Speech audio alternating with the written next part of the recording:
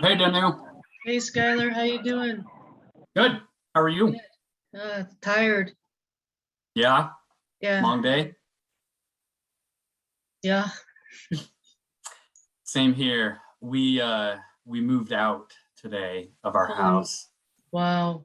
So we're going to be in between houses for about a week. We move in next Monday. So I feel like it's harder to move out than to move in. So glad that's at least over with. Right. Did you hire a moving company? Yeah, we did. Good. Which That was, helps. yeah, for sure. It was a lifesaver, but still, it's just so much work. So Yeah. much stuff. Yeah. Yeah. Well, you got a big family, Skylar. I know, so much crap, all that crap.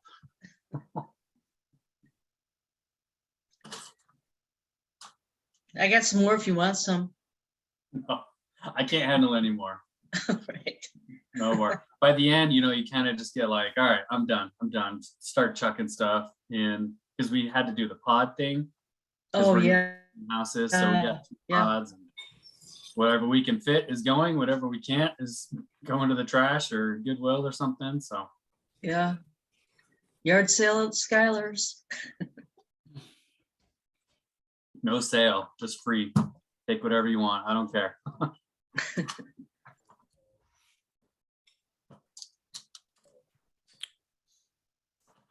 Hey, Chris. Hi, guys. Hello. Thanks for getting the minutes, Chris. You're welcome. Yeah, I know You're a short turnaround this month. That's okay. Hey, Yeah. I was going to ask about that. So OSAC has hired someone to do minutes, and it's the same person that does minutes for the Arts Council, I think HAB, and now OSAC. So I don't know if that's something you guys want to think about, or if it's going well for Chris. So just throw that out there if you want to be aware. I'm not sure where the funding would come from, Skylar, because it wouldn't fall under the guidelines of the Conservation Trust Fund monies. Right. It'd have to be incorporated into my budget Right, for professional services. right. So I can get a cost for that if you want and see if we can work it into the budget for next year, but just didn't know what kind of interest you had. I guess it depends on if anybody will volunteer to keep taking minutes for us. I mean, I'd love to be able to save ourselves some money, to save the city some money for other things.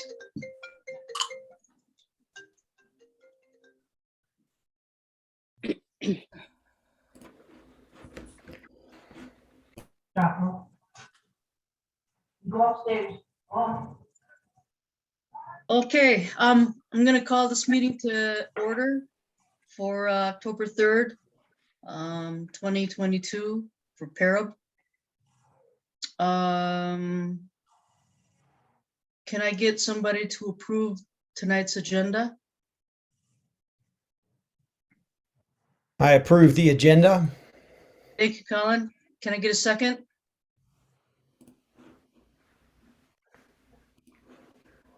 I'll second.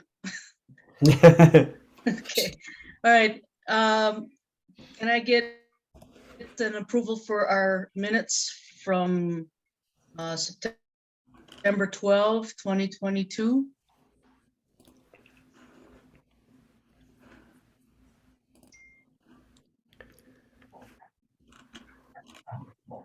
I approve those as well. Can I get a second?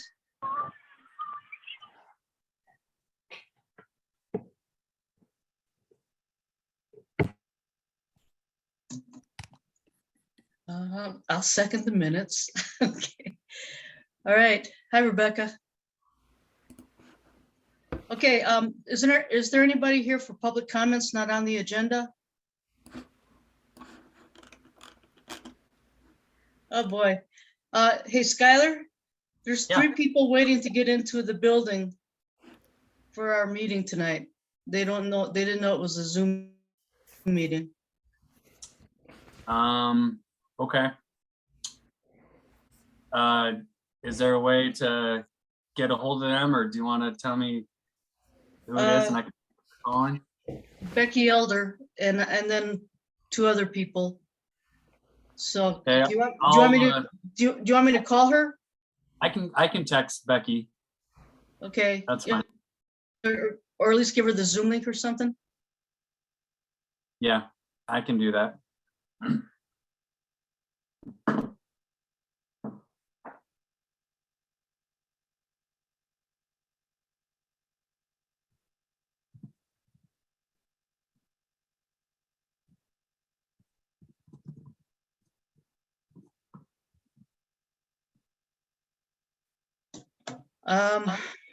Okay, see, where was I? Oh, public comments on the agenda. Now, Becky might have had a public comment. Well, let's come back to that. I'm sorry? Okay. I'm gonna move on to reports. Oh, Skylar, can you send Michelle Weatherholt the Zoom link too, please? Will do. Thanks. What am I gonna do without you, Skylar? You guys will figure it out. It'll be okay. That's terrible, Skylar. I know. Not allowed, huh? Yeah, yeah. Okay, so I'm gonna move on to section 5 for reports. The first item is PARAB. I guess what I have for us tonight is Roy Cheney is putting together a hiring team to interview 3 to 5 new candidates for a potential park and rec director. And he would like OSAC, somebody from OSAC, somebody from PARAB. He's going to be on the hiring team, and 2 city staff people will be on the hiring team. And what that consists of is being a part of all of the interviews of all these candidates. And then we have to score them based on questions that each group will come up with to ask them. So for PARAB, we would be asking, 3 or 4 questions specific to anything that would pertain to PARAB, or anything that you guys could think of that would be important qualities or skills, or things that would be helpful to help determine a good fit for us with the new park and rec director. I did it last year, and that's when we hired Skylar. And if nobody has any objections, or if it's okay with everybody, I would really love to be a part of this hiring team for the new park and rec director. But I would also like, if it's okay with everyone, I would like your input on things, subjects or whatever to ask, so that I can form it into like 3 or 4 questions for the interviews. Comment, discussion? I'd say go for it, Danu. Great. Okay, thank you. The same thing, Danu. Thank you. Yeah, no, I'm proud to represent PARAB. So, okay, so you guys email me any thoughts, questions, qualities, skills, things that you might think would be helpful for us to keep moving forward with a new public and park and recreation director. Sorry. And so if you guys can do that like by the weekend, that would be great. I would like the new person to be just like Skylar. Yeah, I know, me too. I was gonna say, try and pick someone better this time. I think what she meant, Skylar, is like the same height. And, Ah. it's like, so that the size is the same, Yeah, and I had more hair when I started this job, so really trying to look for someone who has Oh, full yeah. head of hair before even starting. Yeah. I thought you had more hair when I Oh, I interviewed did. you. Yep. I've lost a lot in this job. A lot of this. Okay, all right, great. So I'll go ahead and contact Roy and I'll look forward to any feedback or input that you guys might have for me to put into some questions. Item number 2, the council liaison. Michelle, I see you're here. Do you have anything to share from council that would be pertinent to PARAB? A couple weeks ago, Skylar came to present phase 2 for Soda Springs. And it was a great presentation. Well done, very well done.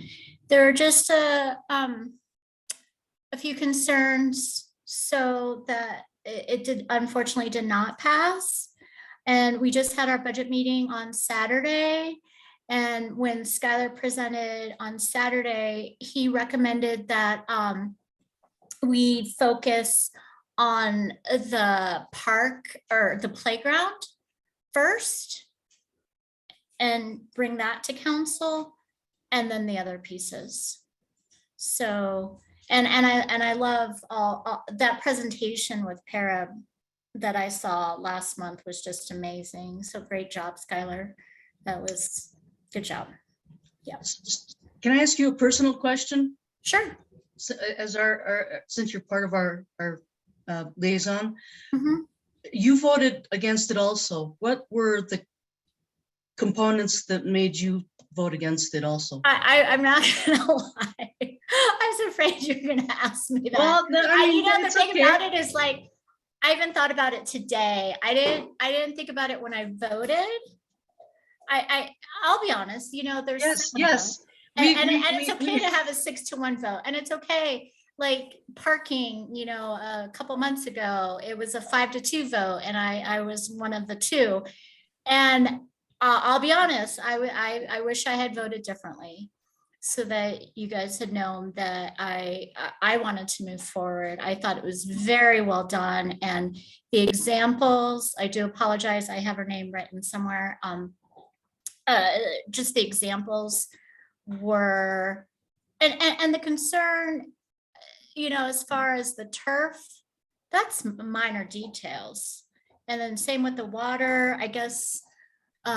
Nancy Fortune had brought up that the water feature wasn't in phase 2. And so she wanted to see that incorporated. So, yeah. Okay. But it was really well done. I'm not gonna lie. So I'll be honest, I wish I had voted the other way. And I knew you were gonna ask me.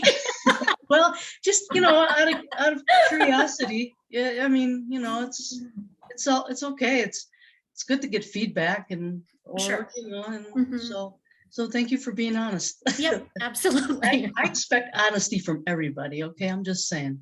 All right. Yep. Okay. All right, great. Anything else then? Nope, that's it. Okay. I'm going to move on to the Park and Rec Department. Skylar, go Okay. ahead and jump in here. Yeah, I guess while we're on Soda Springs, if I could just kind of wrap that piece up. So a 6-0 vote is pretty discouraging after months of work from PARAB, hundreds of people providing public input. So what I recommended, I didn't hear much from council that they didn't like about the playground features. So I recommended that we focus on the playground features and maybe some minor sidewalk, trail connectivity type stuff. And that's in the documents that I sent you yesterday. So I recommend we focus on that for a phase 2. And since council and PARAB, Council's Advisory Board, are clearly on different pages, I recommend a joint work session between PARAB and council, because there's a disconnect there, and I believe we should probably all get in the room, because everything that council discussed, we have already talked about here. There's trade-offs, there's compromises. It's not, a perfect plan. So they talked about the concrete, they talked about the parking, they talked about the turf. They talked about the lighting, the water feature. You know, there's like five, and the east end improvements. There's like 5 big issues that we need to work through one at a time. And I recommend that be done in a joint work session. In the meantime, we can focus on a phase 2 to really help keep this moving forward. And the big thing, there is a state grant to take advantage of for this kind of project, and I wouldn't want to miss out on that. So a 6-0 vote is pretty devastating, and I think we can still keep momentum going with the playground features, and that'll be our phase 2. And we can take advantage of this grant opportunity and then work with council probably in a couple of months, to be honest, the way the rest of the year looks for council. So we're probably looking at a January joint work session that Robin and Mia can facilitate. So Well- that's my recommendation on how to keep Soda Springs moving forward. Hey, Skylar, So- I'd like to Go say ahead, something. This is Tim, Tim. and I really appreciate your suggestions. The only Yeah. thing that, and we all need to work together, but the only thing that gives me a little bit of discomfort with that is we've been working on this for quite a long time. Every single one of these issues, I feel like we've gone back and forth on, we've done revisions on, we've had really great discussion on, and have heard nothing from council. So I guess it gives me the impression that council either isn't following what we're doing, or they are, and we're not hearing anything. I, for one, would love to have that guidance real time. And I know that that's difficult because we don't want to be in a situation where one party is telling the other party necessarily what to do. But I think we're at 0, and we could get quite a bit more collaboration, I think. And I hope that this is something that maybe we can use as a springboard to get to better collaboration in the future, so that we don't run into the same problem again, which by same problem mean months of work, no feedback, and then a 6-0 vote. I want to make sure that we're working efficiently and that we're working together. Thank you. That's all I have to say about that. Anybody else? Yeah, I like that idea too. And yeah, it seems like, I mean, is there a sense that council feels that we're not competent? Mm. You know, I mean, that's kind of, when you get that kind of a vote and there's not a lot of feedback, you just think, well, from the outset, they don't trust that we know what we're doing. That's valid. Can you, will you take that back, Michelle, to the city council? For Yeah, feedback? yes, I will definitely take that back. I can understand the frustration that you all have. I'll be honest, I saw Skylar's face. I was like, and then when I voted, and then Judy said what the vote was, I'm like, I should have voted the other way. Like, I even knew like then. And I know how much you guys have put into this. And I was so excited. And I heard Judith and Nancy, and I believe everyone had a concern. I don't believe that Mayor had a concern. I know we don't want to be dragging this on. I don't want to see this, 3 years from now when I'm not on council or whatever, and we're still discussing phase 2. I will bring up that I recommend that, yes, we do this during a work session in January, because budget that's our main focus for the next couple months. And until we see what Colorado Springs does with their vote, with the recreational marijuana, we are tightening the purse strings. And yeah. So I definitely agree with Skylar's recommendation on phase 2, the primary part first being the playground, and then going from there. But yes, I can definitely understand everybody's frustration. And yes, I agree with having a joint work session in January.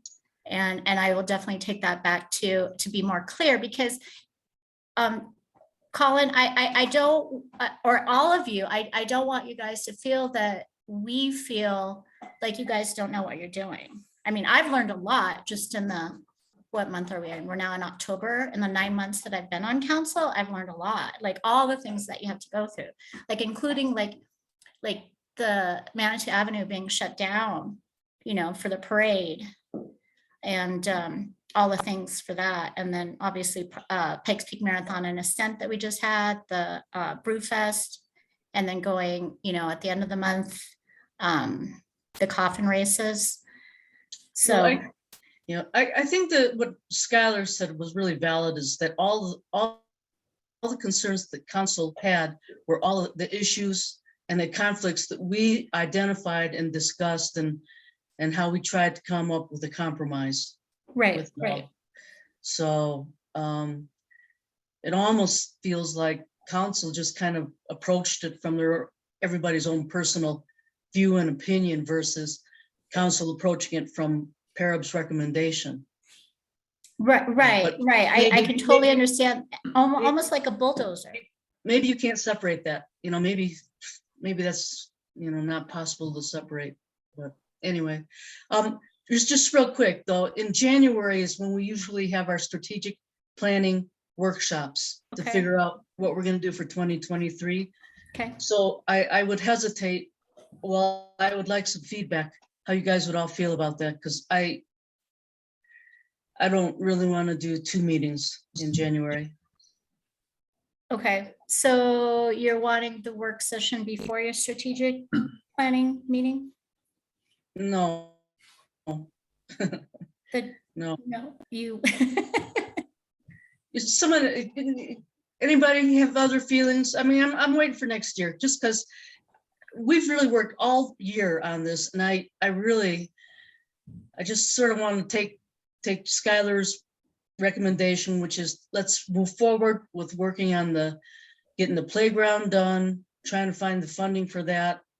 And then before it gets too far into the next year, then let's come back and revisit the master plan. That's the way I feel. Okay, But what I I'll don't take know that how back. I don't know how anybody else feels. I'm just one person here. Hang on, and I have a dog getting into something. So, Okay. Danu, Yeah, Jan- Jan. Yeah. I think it might be good for us to have the meeting with council before we have our planning session visioning for 2023, simply because we might need that information before we move to other projects in 2023.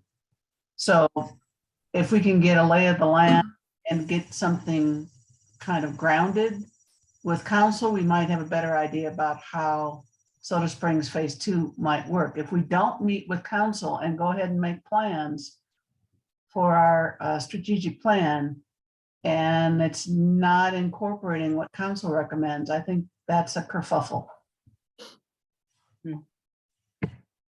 And if I could chime in too, I'm leaving. I don't really have a dog in the fight anymore, but this year was Soda Springs.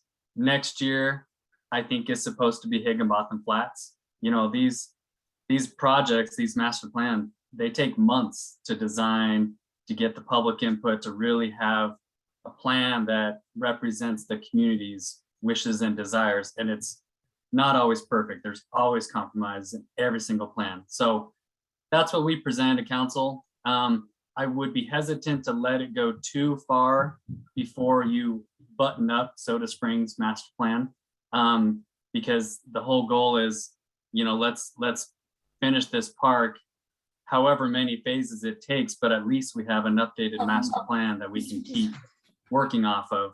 If this goes months or years, it's not going to be as fresh, and we might have to keep revisiting the master plan. But I think PARAB is ready to wrap up Soda Springs and move on to the next big frontier, which is Higginbotham Flats. Well, that's pretty huge. So maybe PARAB's ready to accomplish one phase of Soda Springs Park and then move on. Go ahead, Chris.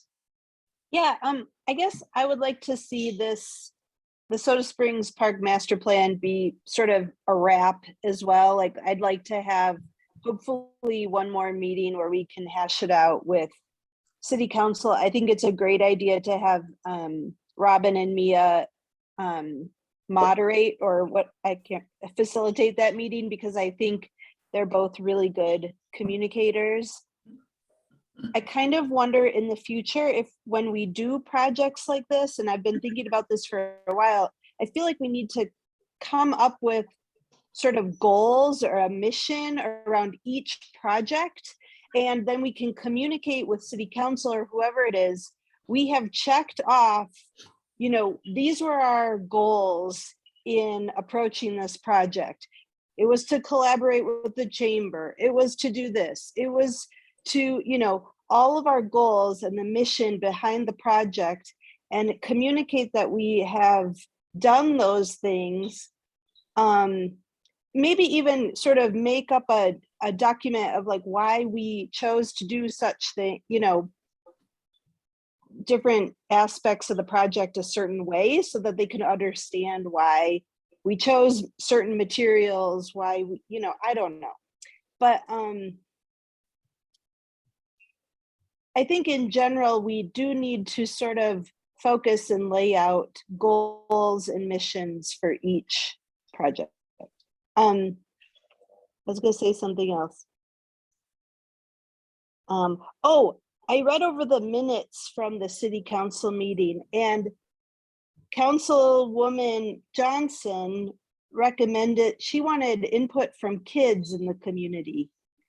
And like, we have done the public engagement process. You know, again, if we could communicate to council the steps that we have gone through to complete this master plan, so that they're not like wondering how it is that we came to these decisions, and, you know, why we left out the water feature.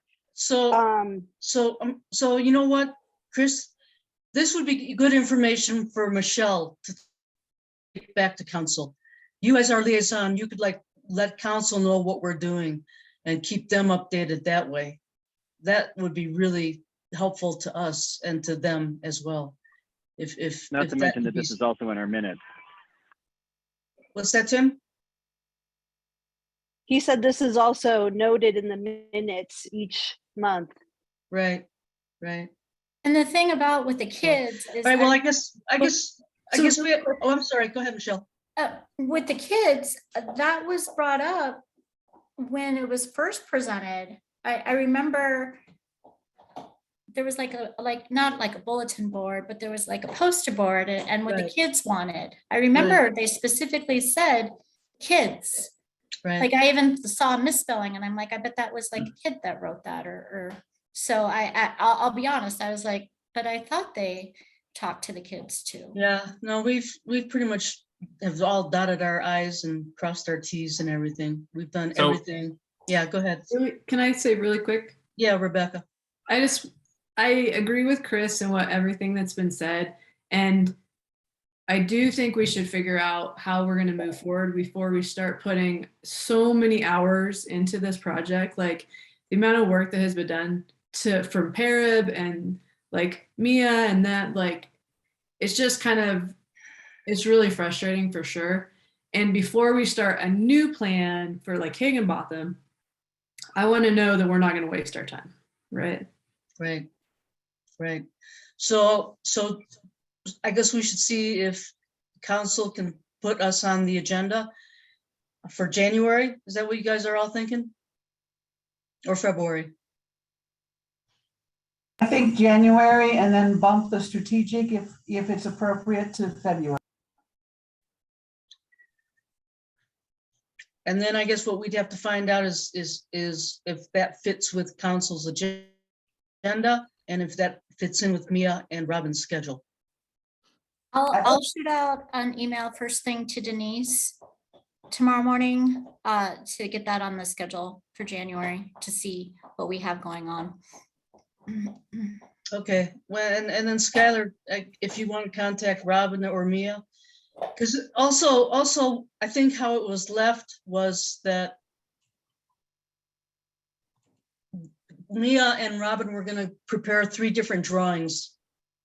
One is Well- total bear. Go ahead. You want to talk about that, Skylar? Yeah, I guess I would say we didn't get any direction from council on next steps. So me and Mia and Robin kind of digested and processed it for a little bit, and we came up with this plan of meeting with council on October 18th for just the playground feature. So you are all welcome to attend. It would actually be a really good sign of support, so we can, I don't know, get council to approve that phase 2 and go after grant funding. For the January work session, that was Robin and Mia's idea, because there's this disconnect between advisory boards and city council. So what we talked about is, let's review all of feedback from council and come up with, one of their plans was like a bare bones strategy. Let's just finish the park as cheap as possible. On the other end of the spectrum is Nancy Fortune's water feature that's going to cost $1 million, and a whole bunch of other, grand ideas. So they're, even from council, they're just all over the place. So what we proposed was to come up with a couple of different alternatives, and most likely we're going to end up somewhere in the middle, which is kind of what we proposed. But that's okay. At least we can kind of have some options to look at with council and PARAB, and figure out, just button up the master plan so that everyone's on board with it. And I will say one thing about the kids' feedback. I did feel like we got some feedback from kids through our public outreach process, but I am scheduled to go to a couple of classrooms next week at Manitou Elementary. So I'll kind of review the plan, talk about what they like, what they don't like, look at the playground specifically, and get some really good comments and feedback. So I will take that to council on October 18th and show that we are, really trying to get as much feedback as we can and have another data point for us. That's the council meeting that I have to be at, right, Skylar? Yes, if you can. Yep. Yes. October 18th. We're up twice, actually. That's the Emma Crawford Memorial. And then that's also Soda Springs Phase 2. So that's going to be a fun one. Right. That'll be my last one too. So That'll be your Michelle, going away present. yeah. Okay. All right. Anything else? Anybody else? Okay, then I guess we'll just have to wait back and hear if that works for council agenda and works for Mia or Robin's schedule. Okay. And then we'll just bump our strategic meeting to February. Okay. Danu, can I Yeah, go ahead. run down a couple more things with the Yeah. director Yeah. report? So the Yeah. tree care ordinance was passed 6-0 by council. That was years in the making, and I'm really excited that we got it passed and then implemented. So we will have to start working on that with PARAB, because we talked about a tree committee. So that'll be our next big step to implement a heritage tree program and update the inventory and all that good stuff that was in that ordinance. So thank you, PARAB, for your support, and Michelle for council's support. That was a pretty monumental thing to get passed. And then I also want to talk about some staff turnover, some staff changes that we've had in Parks and Recreation. So Star is back. I'm not sure if you've seen him around town, but he was with the city for 40+ years and took a little hiatus to work in some landscaping companies, but we were able to get him to apply and to come back. So excited that he's back part of our parks team. And then we have some changes at the pool. Sydney, our pool manager, has submitted her resignation. So she's actually leaving in a couple of weeks. And we made an offer to someone who accepted, and she will start and actually have some overlap with Sydney. And I'm excited about the direction of at least the new pool staff that we'll have in place. I think they're going to put probably a greater focus on swim lessons and some programming at the pool, and really try and build it up to what it was pre-COVID. And then the last thing I'll mention, the pool feasibility study. That project is still kind of on hold. We're waiting for soil analysis of the site so we can kind of determine construction viability with some renovations that we'd like to propose at the existing site. So we're just kind of waiting for that to come back, and I'm hoping it'll come back within the next 2 or 3 weeks before I leave. Otherwise, I'll have to turn that over to probably Roy to manage and hopefully wrap up the feasibility study. And then my last day is October 21st. So I've got 3 full weeks really trying to wrap up things as best I can and get everything in a good place before leaving and on a new role up there in Boulder area. So I just want to thank you all for the support. You've been amazing to work with. I know Manitou is in good hands. You've got some really strong leadership at the top and a really great support staff with Parks and Recreation. So I know you all have seen the value of Parks and Recreation in the community, and I know that'll continue well beyond I'm done. And that is it from me. Thank you for all of your help, all your support, and everything you've done while you've been here with us, Skylar. You've been great to work with. Thank you. I appreciate that. Yeah. Okay, I'm gonna move on to item number 7, new business, the land use and development code update. And we have our planning director with us tonight, as well as the consultants from Logan Simpson. So if you folks want to go ahead and take over and Yeah. share what you Thanks. have. Sure. Thanks again, PARAB. This is Hannah Van Dimwegen McGuire with the City Planning Department. Tonight we are hoping to present to you a little bit of info about the Land Use and Development Code update. I'm not sure if you guys have heard a presentation about this project before, but it's been a massive undertaking where we are updating titles 16 and 18 of the city code, combining them into one and really forming the code in a direction that better fits Manitou. And we have been working with Logan Simpson. Jen Gardner has been our project manager, and she's doing a great job. And so she has a presentation tonight to kind of catch PARAB up, but also to present items that are specifically within PARAB's purview to make sure that we're going in the right direction and that PARAB is supportive of this direction. But I'll stay online and can answer any questions that might pop up. Great, thank you, Hannah. Jen? All right, I'm going to go ahead and share my screen here and share just a very quick little presentation. Okay, do you want to introduce yourself, Jen? Oh, yes, I can introduce myself. Hold on one second here. All righty. I know I've met a few of you early in the project through stakeholder meetings, but yeah, so I'm Jen Gardner, a senior planner at Logan Simpson. And as Hannah mentioned, I've been the project manager on this project for the last nearly 2 years, actually. And my background, I have about 22 years experience in planning and landscape architecture and design, and a lot of that writing land use code. So that's a little bit about myself, and we're a company based out of Fort Collins, Colorado. So yeah, do you want to know anything else, Tanu, or is that good? Oh, that's good. Does anybody have any questions? Okay, carry on, Jen. All right. Like I said, I'm just going to go over, and like Hannah said, just go over some information kind of on the background of the project and how we got where we are today and where we are today. And then open the floor for any questions or discussion for you all.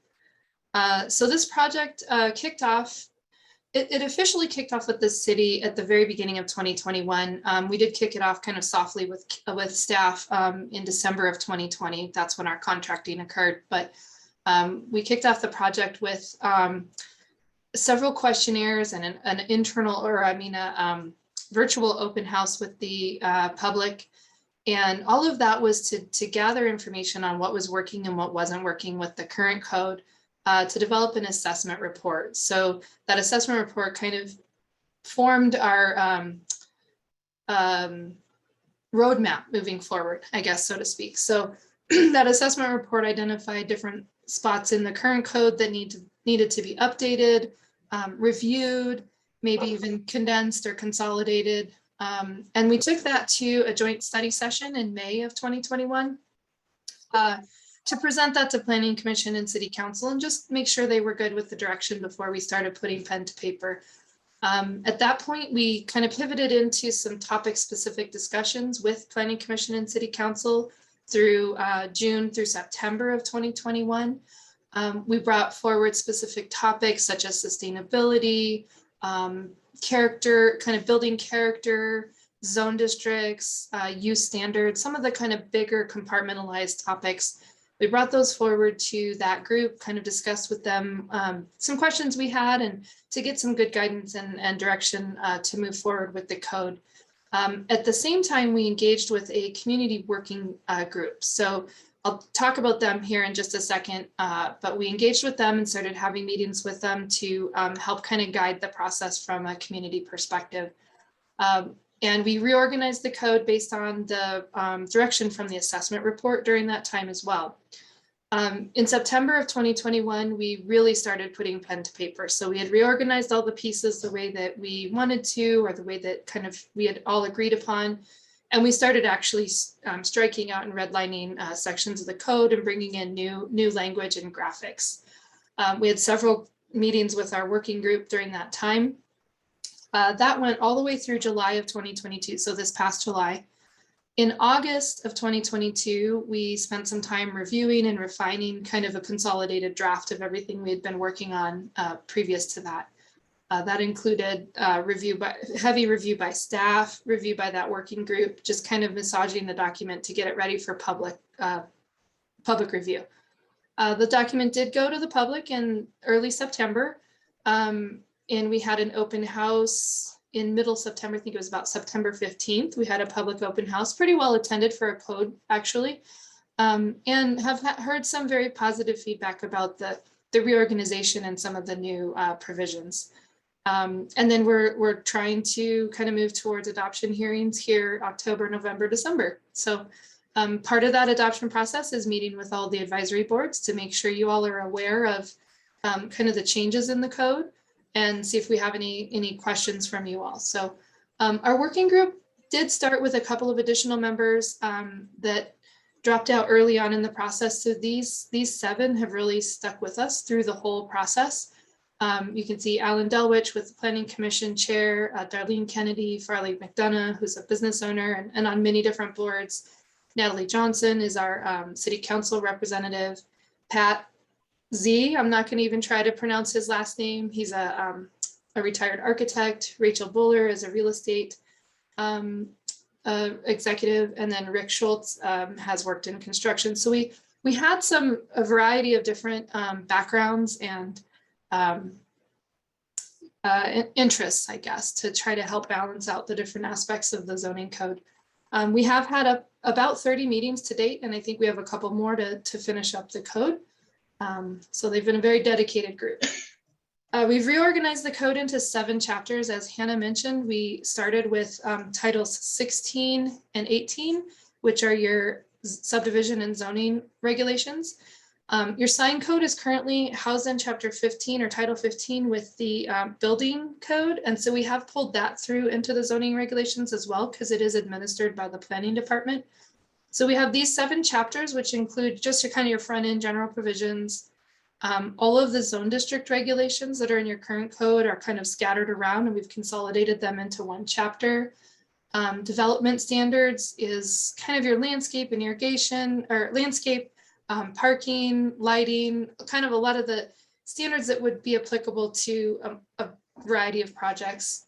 The use standards, we've consolidated all of the use standards into 1 chapter and developed a very large table that tells you what uses are allowed in each zone district. Subdivision regulations, we've pulled out all of the application procedures from the subdivision chapter and put them in chapter 6 with all the other application procedures, and kept the other relevant subdivision provisions in a subdivision regulations chapter. The application procedures have all of the application procedures for the city, and then definitions. And the sections that are really relevant to this group the zone districts where we spell out the park zone district, the use standards, what's allowed in that park zone district, and then there's the land dedication and the subdivision regulations. So just to kind of go over the pieces that are really relevant to this group, the park zone district, we made some very, very minor updates to the purpose statement in the code. I mean, we changed maybe 3 words or 4 words. It was very minimal. But we did split that purpose statement in 2. The way the purpose was listed in your current code, the first part felt like a purpose statement and the second part felt more like applicability, like where the park zone district is applicable. So we've kind of split that into purpose and applicability for a little bit more clarity. And then we removed references to the permitted uses in favor of using chapter 4, the use table instead. The uses all listed here are all the different uses that are permitted within that park district. One of them is conditional. So an urban deck we have as conditional. There's definitions for each of these in that section as well, but I just thought I'd kind of highlight that, you know, community garden, farmer's market, both a permanent and a temporary produce stand, stables, like horse stables or animal stables, outdoor recreational entertainment, bicycle share business, active recreation space, community space, nature preserve, park or plaza space. Urban deck, as I mentioned, is listed as a conditional use. Docking hub or station for your micro mobility. Jan, I'm sorry. Yeah. What is an urban deck? I'd have to even look up the definition. I can't remember. Oh, exactly. okay, all right. Well, keep going. Keep going. Yeah, Keep absolutely. going. Yeah. And then a couple of telecommunications. So co-location of eligible facilities deals with cellular telecommunication towers. Small cell facilities are those little small cellular facilities that people are adding on to existing structures oftentimes. And then these last few are temporary uses that folks would have to get a temporary use permit to do, which is an art or craft fair, a kiosk or a food cart, a food truck, and special events. So these are all kind of the general types of uses that we have allowed as a permitted use or a conditional use in that park zone district. So we can come back to this here in a second if we want to, but I also wanted to just highlight in that subdivision chapter, we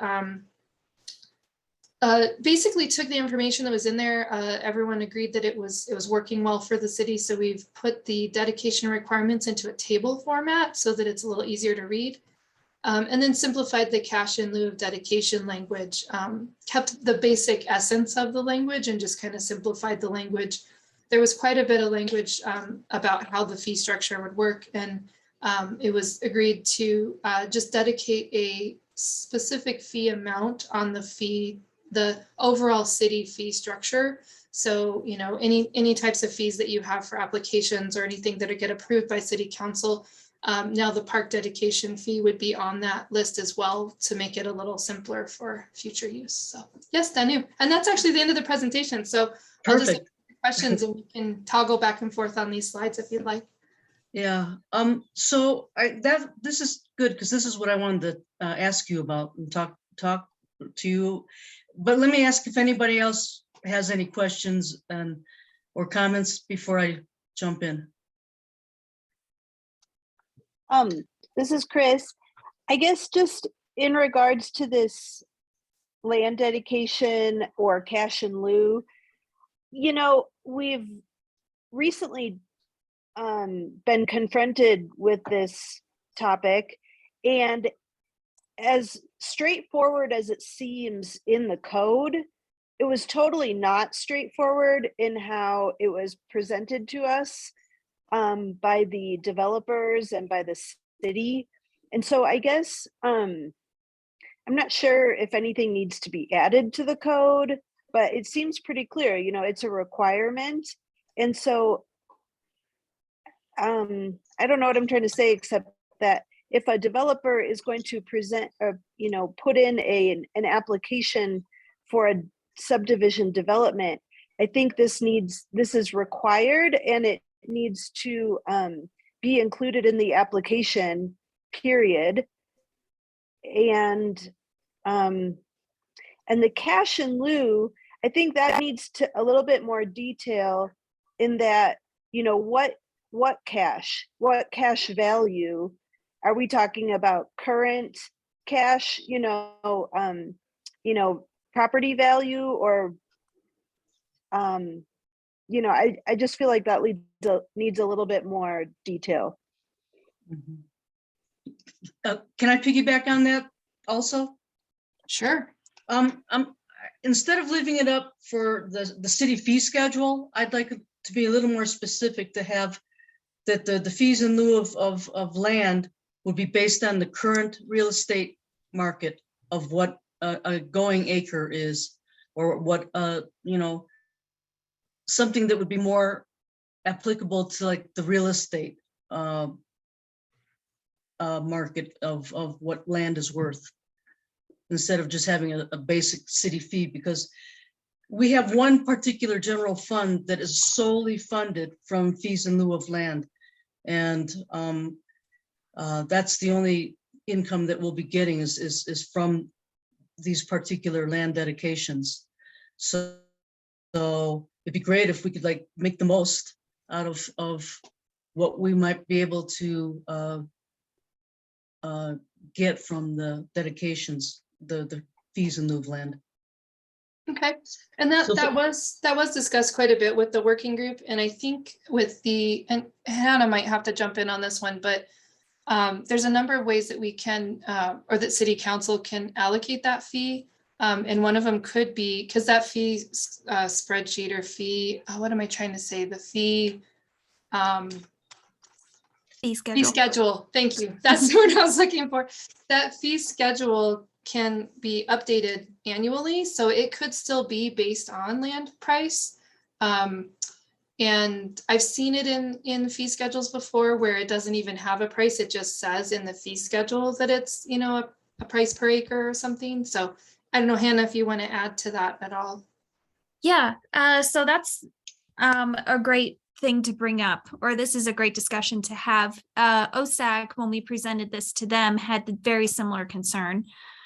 We had presented both pros and cons to doing it either way. Having it in the fee schedule does make it more nimble. So we would have the ability to update this much more easily than through a code. But it also doesn't necessarily account for the different land values for different areas of town. So let's say that we had one area where, let's just say an area was being developed that has views of Garden of the Gods or something like that. That land might be worth more than land elsewhere that doesn't have those same views. And we wouldn't be able to necessarily capture that through a fee schedule that city council adopts, because that would be, we'd have like 100 line items. But so there are pros to having it in the fee schedule versus in the code. It's more nimble, but maybe not necessarily as nuanced as what a code could say. What the current code currently says is that we work to determine what fair market value is, and if we can't come to an agreement, we hire a third-party appraiser and they determine that. So it does add time and complexity to the process, which in a fee schedule we could eliminate, but it would allow for that nuance. OSAC felt that they preferred to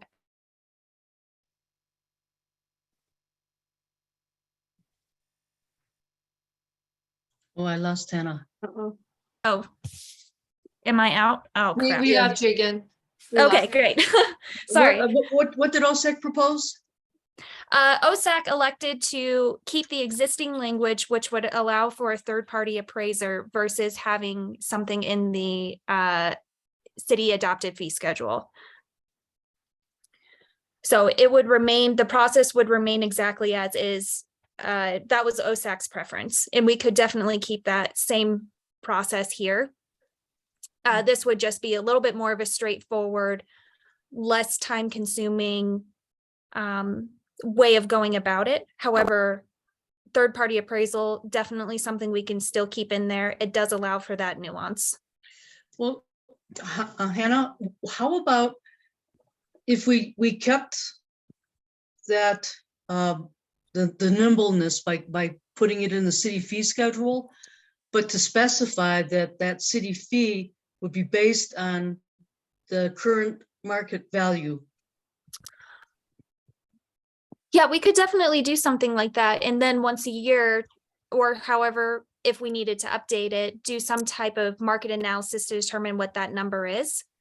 Yeah, Okay. yeah. And that way it wouldn't just be a nebulous thing, and it would eliminate having a third party appraisal and still kind of keep it streamlined. But it would like be more specific as to what that price would be based on. Okay. Yeah, I think that's something we could definitely do. Okay. In the current language, there is a minimum that says regardless of what fair market value, we won't accept less than 20,000 per acre. I would assume that PARAB would be in support of keeping that too. Yeah, sure. Okay. You know, and quite honestly, I kind of highly doubt that there's going to be another parcel of land that's going to come up for a minor or major subdivision where we're going to have actual land, and mostly it'll be fees in lieu of land is what I'm thinking. Based on the development pattern, that would be my guess too, although crazier things have happened. Right, but don't scare me. But so that's why I'd like to try to get it as specific as the fair market value as we can for determining the fees in lieu of land. Okay. This is Chris again. Also, the previous code had a certain amount of square footage per unit dwelling, I believe. And so that has been eliminated from the code, it looks like. And also, does PARAB need to request the park dedication, or is it required by Actually, the developer? there was I was reading through the code revisions, and my notes that I took was when a parcel or a minor subdivision or major subdivision comes up where the planning staff deems that it would be a good candidate for land dedication, that planning staff would present it to OSAC and PARAB for the land dedication for our review and for our recommendations. I'd like to have that added in there too.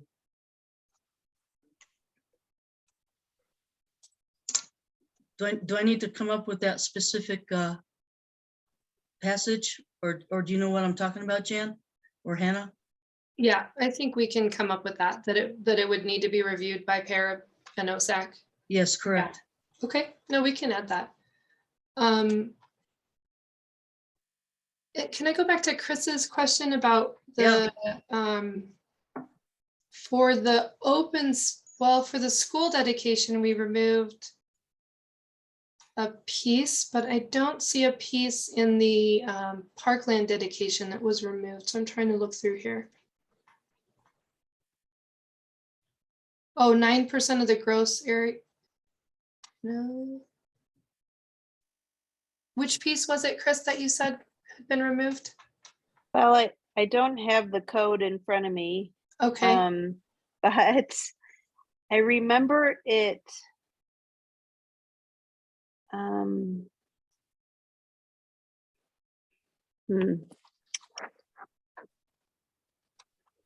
thought I remember it said something about, if the subdivision was going, it was sort of dependent on how many unit dwellings they were planning to have.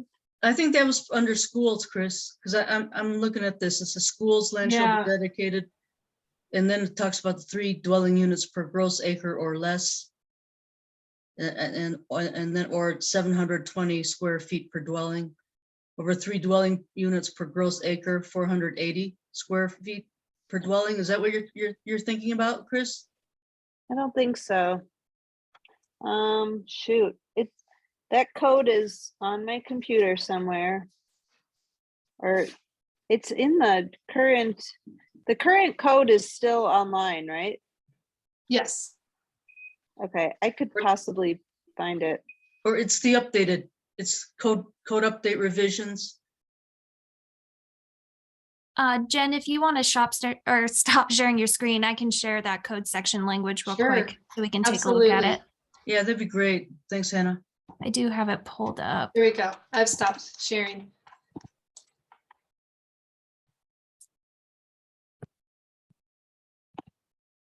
Okay. So the code section that we're talking about is this in chapter 16, amount to be dedicated in the specific formula. So for schools, there is, as Danu, you mentioned, the 3 dwelling units per gross acre or less. That's the threshold regarding dedication for school land. Parkland does not have a dwelling unit threshold listed. Neither does open space. They're regarding, the thresholds are above or under 50,000 square feet. And I how think much I we was would thinking accept. of the open space code where it says 5% plus 600 square feet per dwelling Uh-huh. unit. There you go. So I guess it doesn't apply to us. I was mistaken. Sorry about that. No worries.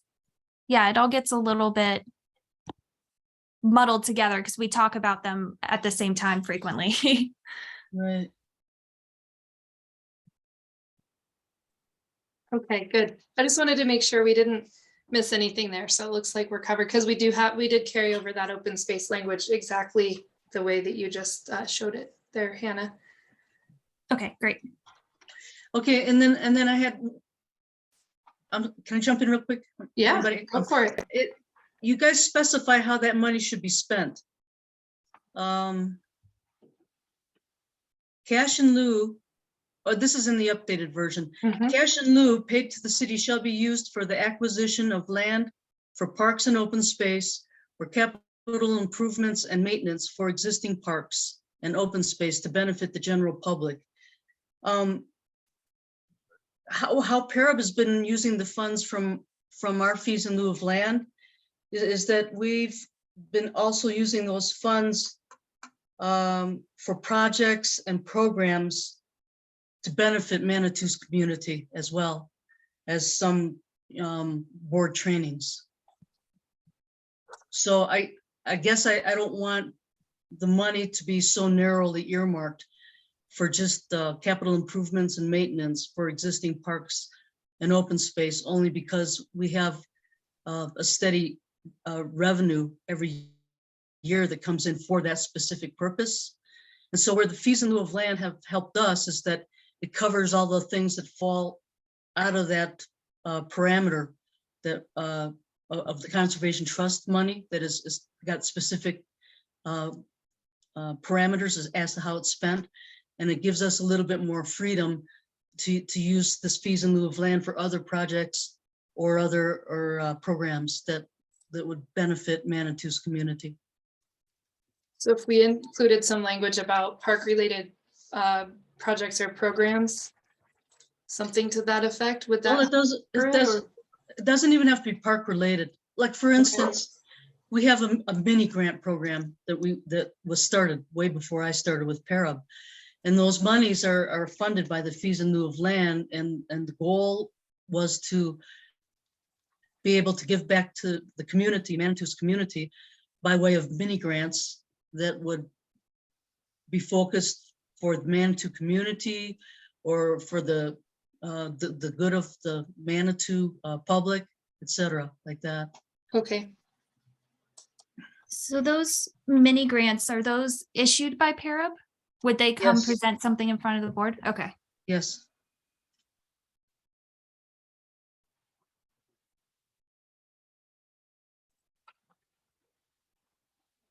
Okay. We can work on So some I language guess- to expand that a little bit to. Yes. Yeah, okay. Yes, that would be great. I think for OSEC, they probably pretty much use all of their funds for the acquiring more land for open space or for trail maintenance or whatever.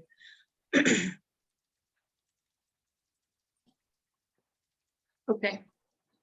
Great. I did find your definition of urban deck, Danu, to help understand that. For some reason, I always forget what that exact definition is as well. It's a platform for landscaped greens or engineered to accommodate buildings which span over major roadways. The intent of an urban deck is to create and enable pedestrian movement across an otherwise typically impenetrable barrier. So probably not a huge use in Manitou Springs, but the working group really liked the addition of that. So, Oh. so that's I why it's think- conditional, because it would just be conditional across the board. It's not the kind of thing that would just be permitted. So, Because I think that's under our table for uses in the parks. yes, I think you have that urban deck there. yes. I'm not sure I like that being as part of our parks. Okay, and it's listed as a conditional use. So it Yeah, would but- have to go through the full Planning city council process, process. right? But, and I think the intention is to provide some sort of public space. You know, it could incorporate some sort of public park type space with it. It doesn't have to. So that's why it could be a potential use in the park zone. But we can take that back to the working group if you're not certain about that one. Yeah, I guess I don't have a real, can you give me some more examples? I'm not getting a good visual here of what that is. Yeah, I can give kind of an example. Great, thanks, Hannah. So if you were to have, and I don't know if this exists in Manitou Springs now, but who knows what the future looks like, and what opportunities may present themselves. But if you were to have one park on one side of a road and then another park on another side of the road, on the opposite side, but pretty close to each other, an urban deck could help connect those two parks Like a without bridge. having to cross the actual roadway. Yes, more like a bridge, exactly. Yes. Huh. Parab, what do you think about that? I'm not sure I want something like that in our parks. I think since it's conditional use, it's maybe something we can take on a case by case, and having it available as a possibility, I don't think hurts us any, especially seeing. I'd be interested what the working group said for a rationale for it, but otherwise I think it's not a big issue. Well, I right away start thinking about more concrete. It's that they're gonna have to, like, do some kind of temporary buttress to support the weight of whatever the urban deck is. And I just don't wanna, I'm concerned about opening the parks up to that vulnerability at all. I don't go to concrete, but yeah, okay, got it. Anybody else weigh in? I like bridges over roadways for pedestrians. That's my input. Even if it's made of concrete. But how would it impact our parks is that's what I'm thinking of. I think of connection. I think of micro mobility, reducing cars, more park space for people, more, yeah. And I don't see it really happening because I feel like it would be really expensive, and it would be, I don't see it happening anytime soon, but if we had a busy roadway like Manitou Ave and we wanted to connect two parks on either side, I think something like that could be super useful. Or, if Becker's Lane became like a major thoroughfare and it was, I don't know, something like that, and we wanted a pedestrian bridge or a multi-use, bicycle recreation bridge, it might be useful at some point. But I don't see it really happening, so I don't see a reason to eliminate it. Well, I was gonna say, you don't see it happening, so why even have it in there? That's somewhere I thought you were going with that. I mean, Well, you could take it back to the working group and and ask them. I mean, I don't think it's realistic. I don't see it feasible to happening here in Manitou. I could see it happening in Denver, where it's a big city and where you might need something like that, but not in Manitou. Everything is just so close and tiny. It just seems kind of unrealistic to have that even in there for our parks. But that's my opinion. What about in Memorial Park, going from the main park across the creek over to that walkway that is part of the creek walk? I could see that as part of it. An urban platform? I think there are possibilities still. And Yeah. I think it doesn't hurt to keep it in there, especially since it's conditional and we could nix it if we really don't want. Okay. Another example I just thought of is like the library lawn, connecting that, like say there was a park at the Wichita lot. I mean, that's like probably not going to happen, but if that were to turn into a park someday instead of a parking lot, maybe you could have a urban deck over Manitou Ave, which would be a safe way for pedestrians to cross. Kids to go to school, things like that. Okay, you guys can move on.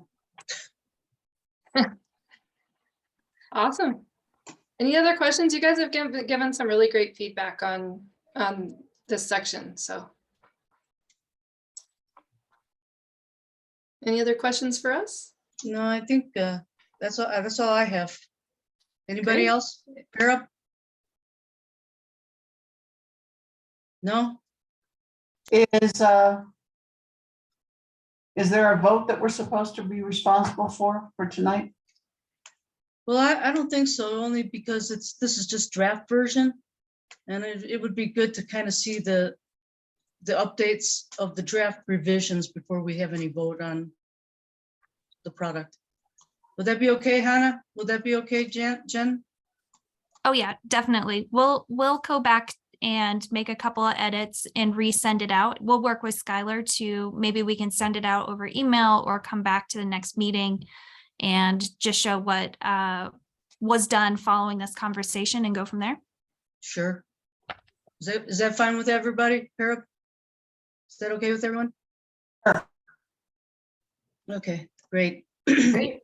Yeah, thanks so much for giving us time on your agenda, and we will talk to you again soon. Okay, great. Thank you, Hannah. Thank you, Jen. Yeah, have a good one. Great. Thank you, everyone. Okay.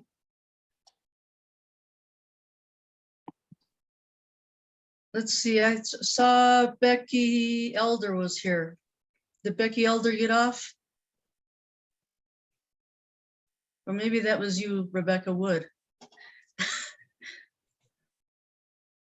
Okay, well, is there anything else that you folks want to cover or add?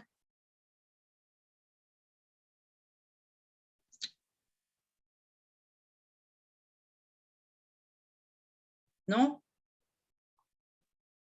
All right, well, I hope those three people aren't really mad at us. She said it wasn't really clear that we were meeting at Zoom, so maybe we can clarify that. next. Becky joined Danu. Oh. She was on for a little bit.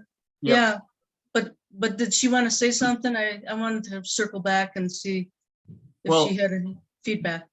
I think she was with Scott Harvey. Scott, are you? Oh yeah, Scott's here. Scott? Down there in the corner there? Hang on.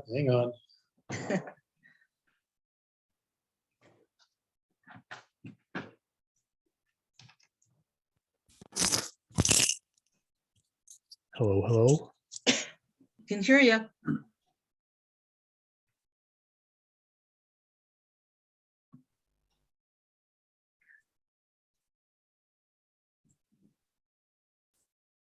Scott? Hello. I'm here. Are you there?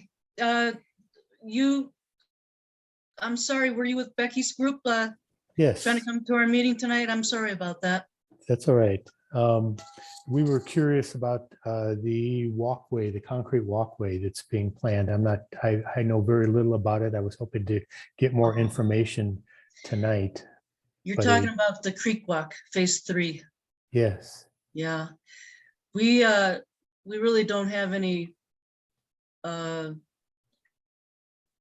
purview over that really. Well, right, that's more Dole Grabenic's project as well as Mhm. OSAC's project. And apparently, from what I can understand, they had to do a 10-foot wide concrete sidewalk in order to qualify for these federal funds for ADA compliant. Hmm. And so that's how that came about, I think. You know, I don't like blanket specifications. They're not necessarily appropriate for geography or community, et cetera. So, Right, I agree. I totally agree. Personally speaking, I was Yeah. adamantly opposed to it also. and is that project moving forward, or should I contact Dole? That project is moving forward. I believe that project went out for bid. All right. Well, thank you very much. It's kind of disappointing. Becky, being the permaculturist that she is, I'm not a purist like she is. I always look for compromises and alternative ways of looking at things. And often civil engineers and architects don't see that, nor are they cognizant of the carbon footprint of what they design. And I think that's important to Manitou. Yes, I agree. Thank you, though. Scott, Yes. this is not a PARAB topic, but just to give my 2 cents, which I do totally hear you and Becky, and I feel like I thought the same way when I first heard about the concrete, because I bike on that path and I walk on it, and I've used it for 20 years. However, the more I learn about diversity, equity, and inclusion, I realize that not all members of the community have the same abilities or the same mobility. Some people use wheelchairs, some people use strollers. And I think that we're trying to create more, as a community, more ways to move around Manitou without using a car. And so hopefully it will reduce carbon impact or carbon footprint ultimately. So anyway, I guess I just want to say, I hear what you're saying. I do see both sides. And as much as I love the hard dirt pack that's permeable and has weeds growing through it, I love my community members more. Like, I want everyone that lives in Manitou to be able to use that path and move through easily. So anyway. If I was to throw an alternative way of looking at such a cross section of a path, it would be split into thirds. The two outer thirds would be hard paved, the middle third would be grass. That gives you the runners what they want, and it allows people to pass in that hard grass area. Obviously, wheelchairs can have some tolerance for that, but most engineers don't think out of the box. Right. Okay. Well, Scott, thank you for sharing. Thank you. If there isn't anything else, I'd like to adjourn our meeting for tonight. Thank you, everybody. I was just gonna say, thanks, Skylar. Thanks for Yeah, all your thank you, work. Skylar. Thank you, Skylar. Hey, We'll miss Skylar, you. we should have a farewell party for you, huh? Yeah, that would be great. I'd love to see you all for lunch or something. Yeah, you guys want to do Oh. that? Plan something for Skylar? Yeah. All right. Yes. We'll see what we can do, okay? Okay, sounds good. This is like All my right. long goodbye. I gave like a month's notice. So that means I have to like relive it over and over and over and say You just lots of missed that. goodbyes. Yeah. Yeah. All right. Thank you, everybody. Bye. Have a Thank great you. night. Thank Yeah, you. Good Yeah. night. Good night.